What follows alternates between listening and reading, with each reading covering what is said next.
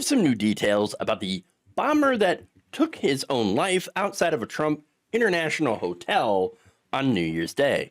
So it turns out the man, who has been identified as 37-year-old Matthew Livelsberger, was an active duty Green Beret who apparently was undergoing a bit of a mental health crisis and also was very right-wing.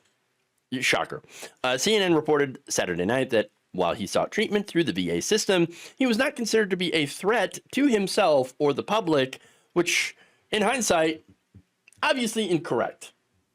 Yes, investigators in Vegas said that 7 people were injured in the blast, which caused minimal damage to the Trump building, but obliterated the rented Tesla Cybertruck Livelsberger was driving. I mean, iconic, that picture. Police said on Friday that Livelsberger left behind 2 messages that were critical of both the Democratic Party and American culture overall. CNN's report said that he had visited the military behavioral health program multiple times in recent months and was diagnosed with depression last year, but had not been assessed to be a risk to harm himself or others. The day before the explosion, he had sent an email to some online media outlets saying that he was armed and that he had a vehicle-borne improvised explosive device, so authorities are really looking through his phone data now to see what else he might have written. There seems to be a log of activity that he wrote for the 10 days leading up to this explosion. He had rented the Cybertruck, driven it from Colorado to Nevada, purchased 2 guns legally shortly before all of this happened. Investigators say that he had killed himself and set off these explosives also almost at the same time, right in front of the Trump Hotel on New Year's Day. So, I mean, but why? Why exactly? Well, there's some messages released by Livelsberger, one in which he wrote, "Military and vets move on DC starting now." Oh, well, that sounds dangerous. "Militias facilitate and augment this activity." Oh, so we're talking about armed takeover. Great. "Occupy every major road and along Fed buildings and the campus of Fed buildings by the hundreds of thousands. Lock the highways around down with semis right after everybody gets in. Hold until the purge is complete." Purge. "Try peaceful means first," he says, "but be prepared to fight to get the Dems out of the Fed government and military by any means necessary. They must all go, and a hard reset must occur for our country to avoid collapse." So, wait, well, hold on. Collapse from the Democrats? Because of the Democrat? What? And by the way, it is kind of ironic that he's like, you know what, let's try peaceful means first. Wait, what? You just said takeover before literally blowing himself up too. It's a bit ironic. Okay. Overall, look, his messages, they're fairly unhinged. You could tell, right? But they're, in this, strangely enough, there is a couple of truths. Okay. And so let me read through that. He said, first, "We are the United States of America." True. It's one of the truths. That's not what I mean, though. "The best country people to ever exist. But right now, we are terminally ill and headed toward collapse. We are crumbling because of the lack of respect, morales," which I'm assuming means morals, "and respect for others. Oh, greed and gluttony has consumed us. The top 1% decided long ago they weren't going to bring everyone else with them. You are cattle to them. We have strayed from family values and corrupted our minds. And I am a prime example of having it all, but it never being enough. A lot of us are just sitting around waiting to die. No sunlight, no steps, no fresh air, no hope. Our children are addicted to screens by the age of 2. We are filling our bodies with processed foods. Our population is too fat to join the military, yet we are facing a war with China, Russia, North Korea, and Iran before 2030. Well, if Republicans have their way, absolutely. Okay. And the military-industrial complex. We must take these actions if we are going to make it past the next few years in one piece. We must end the war in Ukraine with a negotiated settlement. It is the only way. Or Putin could just stop attacking Ukraine. That would also solve it. Just saying. Focus on strength and winning. Masculinity is good, and men must be leaders. Strength is a deterrent, and fear is the product. Wait. Well, okay, hold on. Masculinity is good, by the way. Nothing wrong with masculinity. When it starts getting into the toxic variety, that's when it's bad. When you start denying people rights and trying to control other people's lives, and then saying, you know, and believing that like every little thing that someone does that might be a bit feminine is a threat to your masculinity. No, that's not what masculinity is. Like, if your masculinity is threatened by every other thing, then it's not exactly masculine now, is it? It doesn't make any sense. But men must be leaders. What's wrong with women leaders? I think that there are some female leaders out there who would actually do a much better job than some of these mediocre men. Just saying. Weeded out those in our government and military who do not idealize number two. Okay. The income inequality in this country and cost of living is outrageous. Okay, well, there's a fair point. The number of homeless in our street is embarrassing and disgusting. Well, that does not exactly tell me that he cares about the plight of the unhoused, just that he wants to, he's disgusted by them and doesn't want them in sight. So that's not good. Have some pride and take care of this. Stop obsessing over diversity, he says. We are all diverse, and DEI is cancer. What? Thankfully, we rejected the DEI candidate and have a real president instead of Weekend at Bernie's.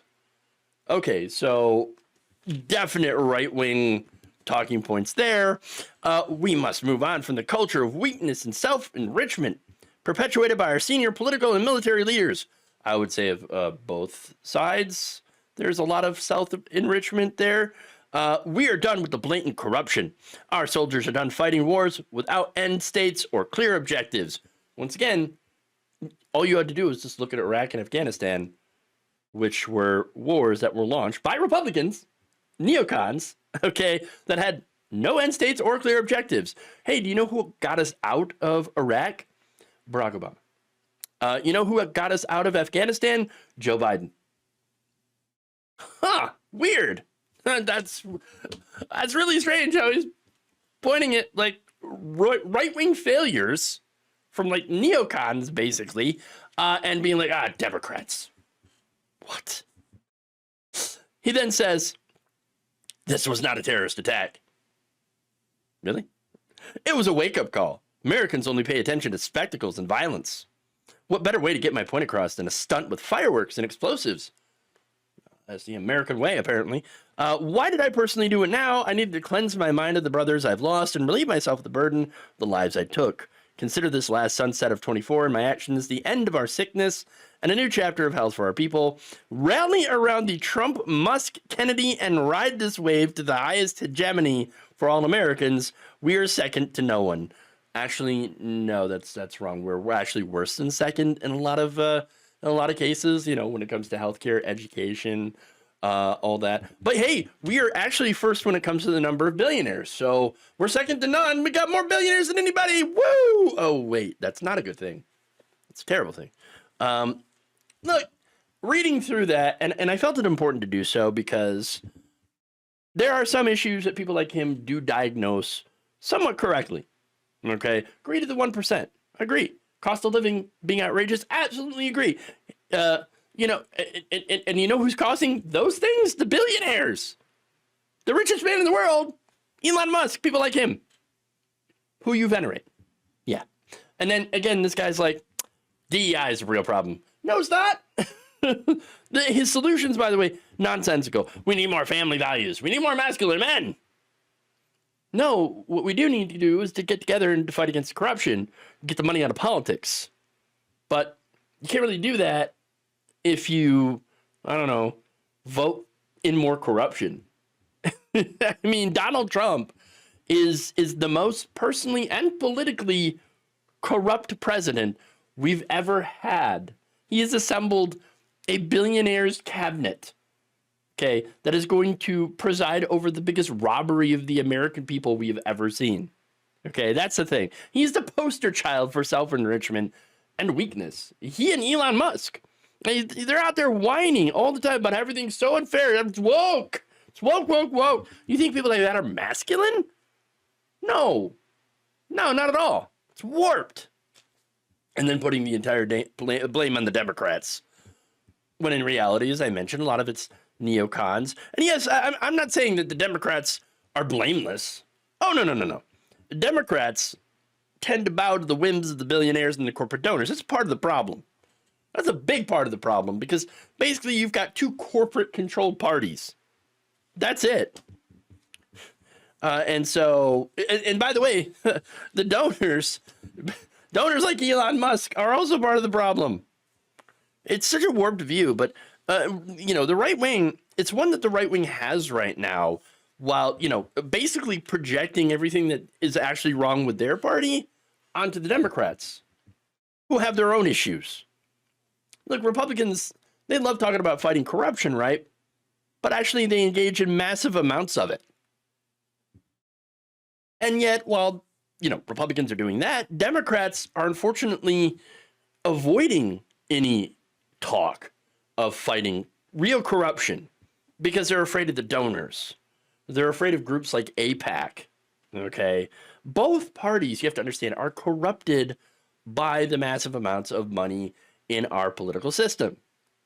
But the trick that Trump pulled is pretending to be against it and pretending to be a populist while actually getting ready to rob and pillage all of us. Yet, sadly, the Democrats refuse to leave their ivory towers and refuse to kick out the lobbyists, the corruption, the corporate donors, the old leadership. They can't even get rid of the old leadership, okay? Which has led to devastating losses against openly corrupt people like Donald Trump. They can't compete anymore. And what's worse is they help the right wing by putting the blame for their losses on the left, which has no institutional power. When in reality, our current hellscape is really the fault of the establishment that has created and fostered all of this. Thank you for watching. If you enjoyed this video, please like, share, subscribe with the bell icon in order to get notified whenever a new video is released. And if you want to support independent, progressive media through this difficult time where it seems like everybody is shutting down, you can become a member on our YouTube page, you can become a subscriber on Facebook, or you can go to my Patreon. It's patreon.com/Jeff Waldorf. Thank you.